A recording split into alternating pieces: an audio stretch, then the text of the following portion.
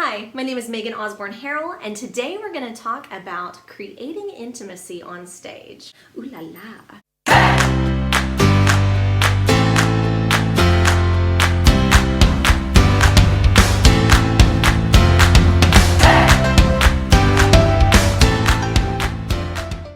So as an actor, sometimes you're required to be in a scene with someone that you don't know very well. Maybe you're going to be father-daughter.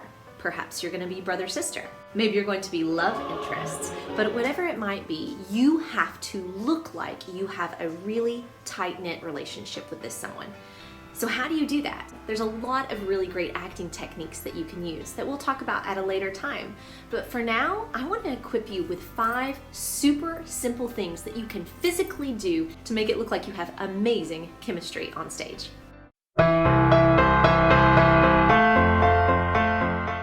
So in this video, we're going to be talking about body language, happy, because it's really rockin' and you don't want to miss it. Stay tuned until the end of the video when I'm going to give you a sneak peek of what we'll talk about next time. I think you're gonna like it. Before we get started, I want to preface with this. I in no way am saying that these are the things that make you an amazing actor and a really sincere, engaging actor on stage. That's not what this is meant to do. This is meant to give you some tools in your toolbox that you can simply just implement to make it look like you have a relationship on stage until you get comfortable enough to fully let go and act in a very engaging and sincere manner. I remember when I was in high school, I was in a play, and the guy was a year older than me, and he was super handsome and just the bee's knees as far as acting went. And I was nervous as all get out because I was supposed to be madly in love with him. And to physically act like I was in love with him made all of my movements and the way that I would say things and physically engaging with him made me really nervous. Along the years, I figured out that physically do these things and it looks like you're in love. Then suddenly it starts to become really natural to stop thinking about it so much and to get out of your head and just into the groove of acting naturally. Body language. It is one of the most amazing things to me. It's crazy that we are constantly giving away how we feel by what we're doing with our hands, our face, and our body. Even leaning your head in towards someone could mean possibly that you're really intent on understanding emotionally where they're coming from. Let's think about how you can shift your body language to look like you have a relationship with someone on stage. One of the easiest things you can do is to mirror someone. I want you to take a few minutes later today and watch how people interact with each other. People who are close to one another, or if someone's really listening to someone else, see what they're doing with their body. Oftentimes, if you cross your legs, the person that is listening intently to you would cross their legs as well. Or perhaps you put your face in your hand and the other person is going to reach up and without even noticing it, touch their face in some way. That is mirroring, and that is them telling you that they are really into what it is that you're saying and they really want to connect with you. So by mirroring someone's behavior on stage in little ways, you can tell your audience that you have a relationship with this person. And isn't that a really simple way to look like you're in love with someone? No kissy eyes, no googly, no feeling silly about it. You are physically just repeating what they are doing. Now be sure that you're not mirroring someone exactly. If they rub their nose, that doesn't mean you need to rub your nose, but it could mean that you touch your face. Or if they cross their arms in front of them, don't immediately cross your arms, but perhaps you reach one arm up and rub your other arm. Or maybe instead of crossing your arms here, you cross your arms in front of you this way. Another important thing to think about in body language is looking at the scene in pictures. This is especially helpful for a director. I always like to think, where are my levels on the stage? Where are my groupings? But as far as showing relationships on stage, think of where you are as far as your height goes. Who is showing dominance in the scene? So in a case of a mother-daughter, if the daughter is super rebellious and always getting away with things, you might want the mother to be sitting while the daughter is standing over the mother. This shows that the daughter has dominance over the mom, even though that isn't naturally what a mother-daughter relationship is. Using this trick, you can show that one character has more strength than the other in their relationship. Also, when looking at the scene in pictures, if you put two people on the same plane, then they are going to seem to be the same to the audience. Let's say you have a scene where the guy is super wealthy and snobby, and the girl is super down to earth and middle class.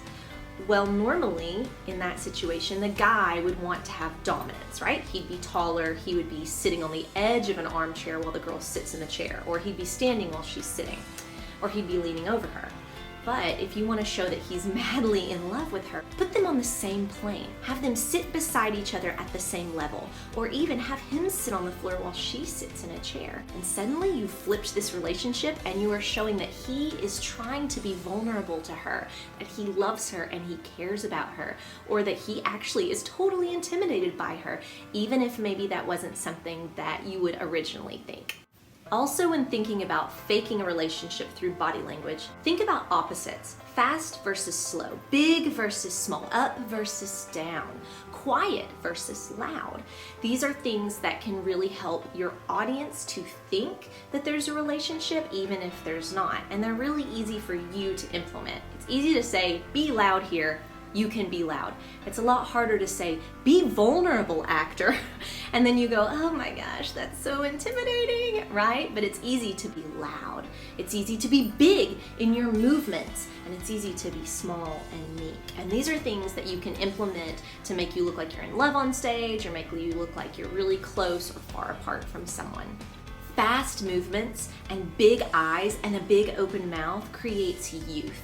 Moving at a slow, measured pace and keeping a chin up and eyes narrowed creates more of a wisdom or an older look.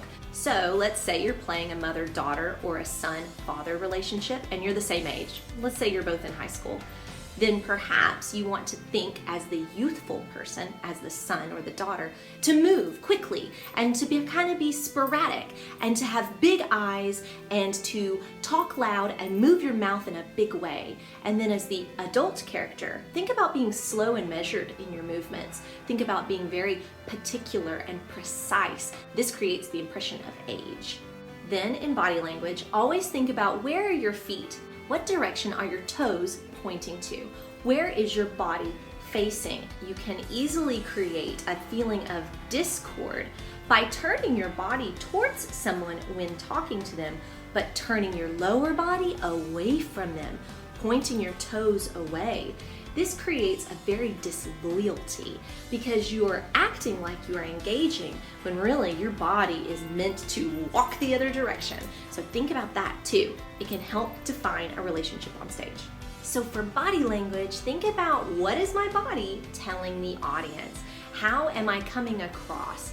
Am I up? Am I down? Am I fast? Am I slow? Am I loud? Am I quiet? Think about your height difference and the levels that you're creating on stage. Think about what kind of story that tells. Then also think about where is my body facing? Where are my feet facing? Because my feet face what I want. I promised you that today we would talk about body language. Next time we're going to talk about physical touch. Like, subscribe, and hit that notification bell so you don't miss the next episode. So be sure to take some of these tips home with you and implement them the next time you have to be in a scene with someone that you don't know very well. They are super simple and easy to do if you think about them in a mechanical way. Remember, this isn't all you need to become a great actor, but it's a really fast, easy way to fake chemistry on stage if you just need to get over that hump. My name is Megan Osborne Harrell, and you got this, guys.